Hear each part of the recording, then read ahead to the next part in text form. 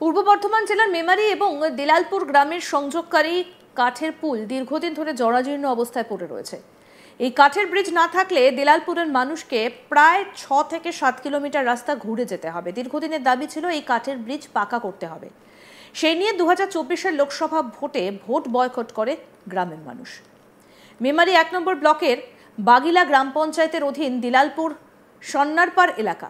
এই গ্রামে বুথে মোট ভোটার 1289। লোকসভা নির্বাচনে এখানে ভোট পড়েছিল মাত্র 52টি। দিলালপুরের প্রধান রাস্তা থেকে সন্নারপাড় যেতে কানালের বাঁধ বরাবর প্রায় 1.5 কিলোমিটার মাটির রাস্তা এবং সন্নারপাড় যাবার এটাই প্রধান রাস্তা।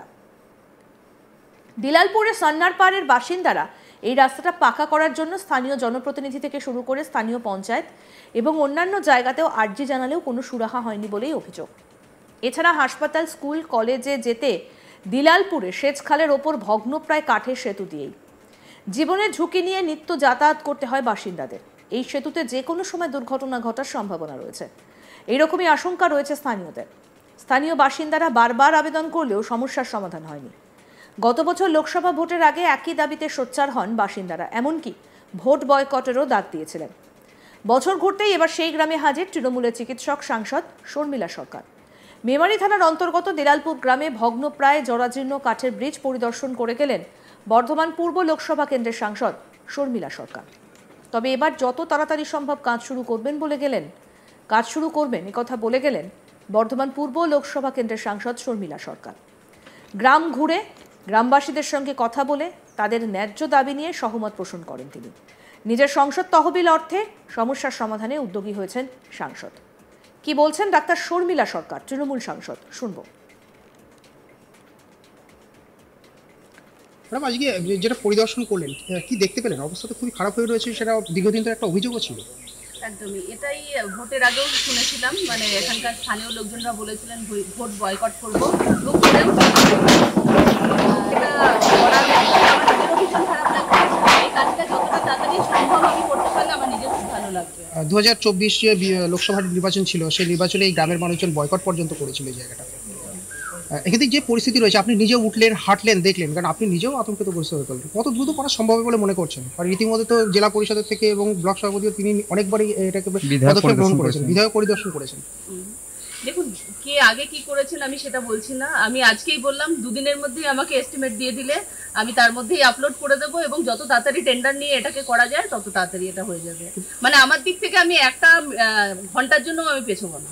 আপৎকালীন ব্যবস্থা হিসেবে কি এটাকে আপাতত বন্ধ করার কোনো পরিকল্পনা বা কোনো বৈঠকের মধ্যে থাকবে? এখানে আমাদের দেখে মনে হলো, কিন্তু সেটা এখানকার যারা আছেন, আধিকারিকরা আছেন, তারা বুঝবেন, তারা যেটা ভালো মনে করবেন সেটা করবেন। কারণ এতদিন ধরে চলছিল, হঠাৎ করে 1-2 দিনের জন্যই পুরো সবকিছু বন্ধ করে দেওয়া, সেটা কতটা জাস্টিফাইড সেটা আমি বলতে পারবো না। তো আমার মনে হয় এটার পরিস্থিতি খুবই খারাপ আছে, যতটা তাড়াতাড়ি সম্ভব আমার দিক থেকে আমি সেটুকু করব।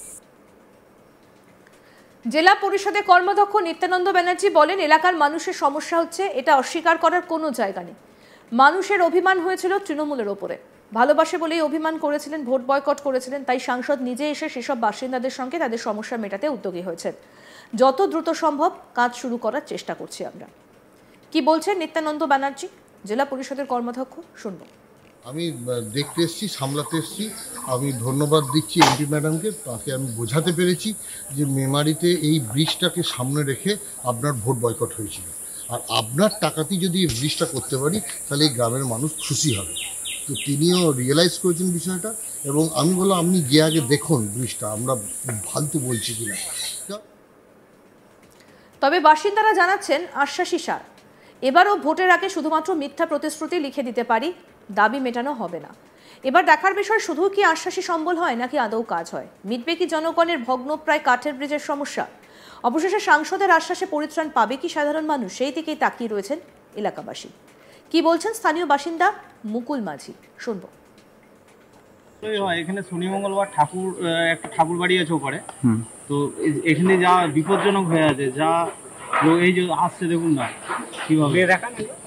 বুঝতে পারছি, আমরা বুঝতে পারছি যে কতটা আশাবাদী। কি বলেছে? তো অনেকবার দেখে গেছে, তারপরে সয়েল টেস্ট সবই হয়েছে, কিন্তু হয়নি।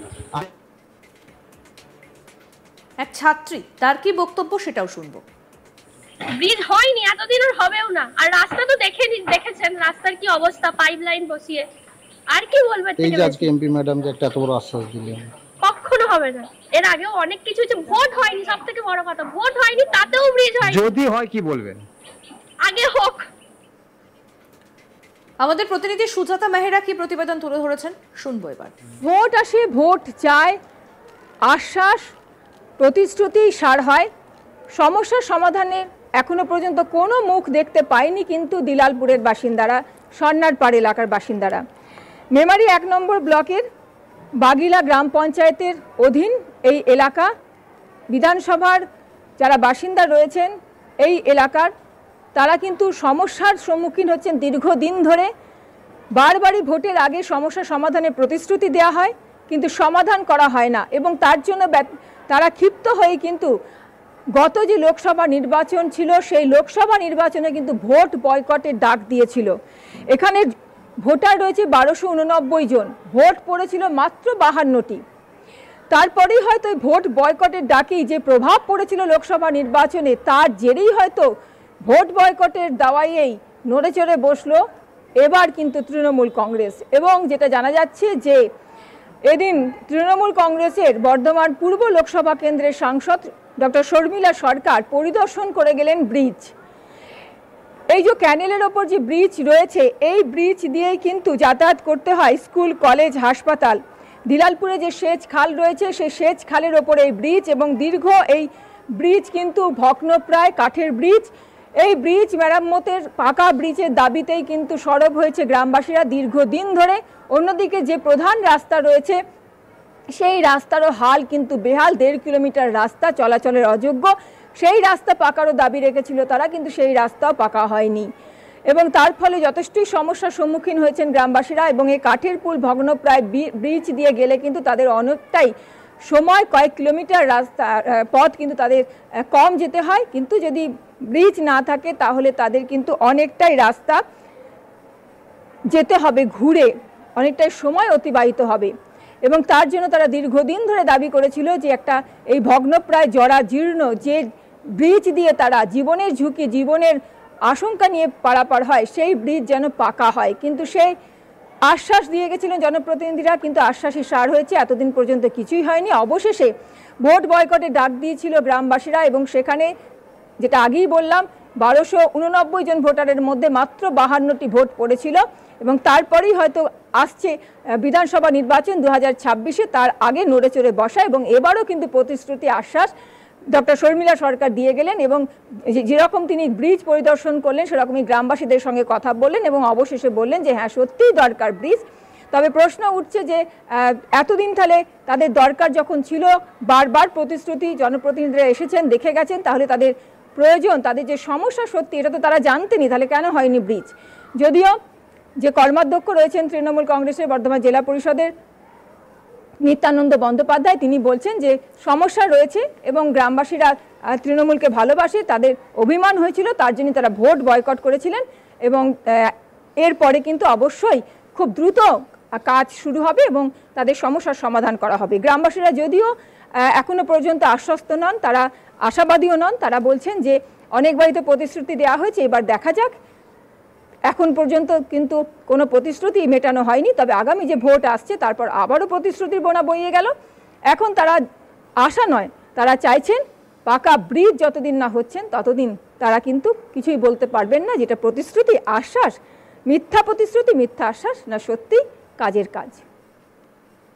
আরও আপডেট পেতে দেখতে থাকুন আজ তাক বাংলা। সাবস্ক্রাইব করুন, নোটিফিকেশন পেতে বেল বাটন অপশন প্রেস করুন, হোয়াটসঅ্যাপেও ফলো করুন আজ তাক বাংলা।